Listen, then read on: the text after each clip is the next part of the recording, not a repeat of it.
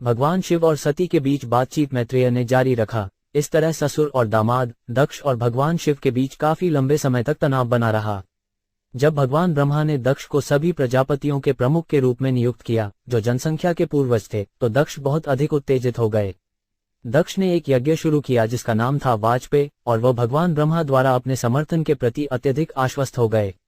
इसके बाद उन्होंने एक और महान यज्ञ किया जिसका नाम बृहस्पति शव था।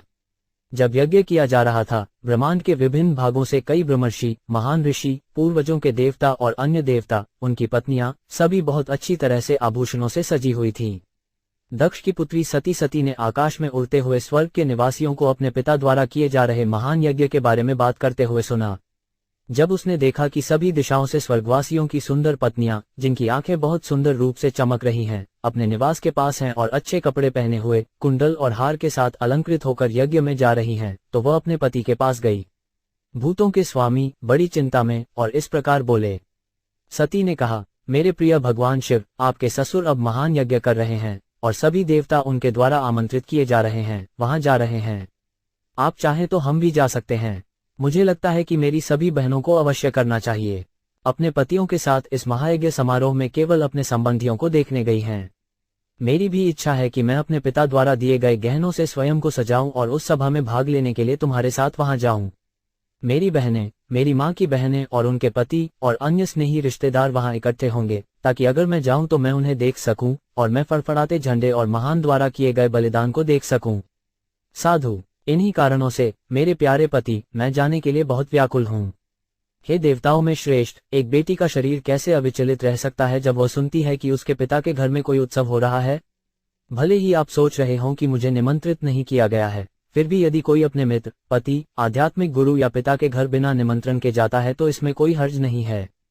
हे अमर शिव, कृपया मुझ पर दया करें और मेरी इच्छा पूरी करें। आपने मुझे अपने आधे शरीर के रूप में स्वीकार किया है, इसलिए कृपया मुझ पर दया करें और मेरा अनुरोध स्वीकार करें। महान स्वामी ने उत्तर दिया, मेरे प्रिय सुंदर पत्नी, आपने कहा है कि बिना बुलाए भी मित्र के घर जा सकती है, और यह सत्य है, बशर्ते कि ऐसा मित्र शरीर की पहचान के कारण अतिथि पर दोष न लगाए और उसके प्रति क्रोधित न हो। यद्यपि शिक्षा, तप, धन, रूप, यौवन और विरासत 6 गुण उच्च कोटि के लोगों के लिए हैं, फिर भी जो इन 6 गुणों पर गर्व करता है वह अंधा हो जाता है, और इस प्रकार वह अपनी अच्छी समझ खो देता है और महान व्यक्तियों की महिमा की सराहना नहीं कर सकता है। किसी के घर में नहीं जाना चाहिए, चाहे वो कोई संबंधी या मित्र ही क्यों न हो। मनुष्य मन में व्याकुल रहता है और अतिथि की ओर उठी हुई भौहों और क्रोध भरी निगाहों से देखता है।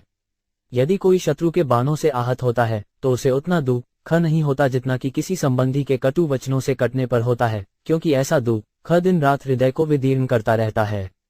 मेरी प्यारी गोरी पत्नी, ये स्पष्ट है कि दक्ष की कई बेटियों में से तुम पालतू हो, फिर भी मेरी पत्नी होने के कारण उसके घर में तुम्हारा सम्मान नहीं होगा, बल्कि आपको इस बात का मलाल रहेगा कि आप मुझसे जुड़े हुए हैं।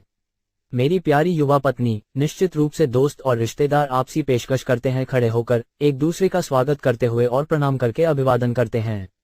लेकिन जो लोग पालौकिक मंच पर चढ़े हुए हैं, बुद्धिमान होने के कारण शरीर के भीतर बैठे परमात्मा को ऐसा सम्मान देते हैं, न कि उस व्यक्ति को जो शरीर के साथ तादात्म्य स्थापित करता है। मैं सदैव शुद्ध कृष्ण भावनामृत में भगवान वासुदेव को प्रणाम करने में लगा रहता हूँ। कृष्ण भावनामृत हमेशा शुद्ध चेतना होती है, जिसमें भगवान के परम व्यक्तित्व वासुदेव के रूप में जाने जाते हैं, बिना किसी आवरण के प्रकट होते हैं। इसलिए नहीं देखना चाहिए तुम्हारा पिता, यद्यपि वो तुम्हारे शरीर का दाता है, क्योंकि वो और उसके अनुयायी मुझसे ईर्ष्या करते हैं। हे परम पूजनीय, अपनी ईर्ष्या के कारण उसने मुझे निर्दोष होते हुए भी क्रूर शब्दों से मेरा अपमान किया है। यदि इस निर्देश के बावजूद तुम मेरे शब्दों की उपेक्षा करते हुए जाने का निर्णय लेते हो, भविष्य आपके लिए अच्छा नहीं रहेगा। आप परम पूजनीय हैं और जब आपके संबंधी द्वारा आपका अपमान किया जाता है तो यह अपमान तुरंत मृत्यु के तुल्य होगा।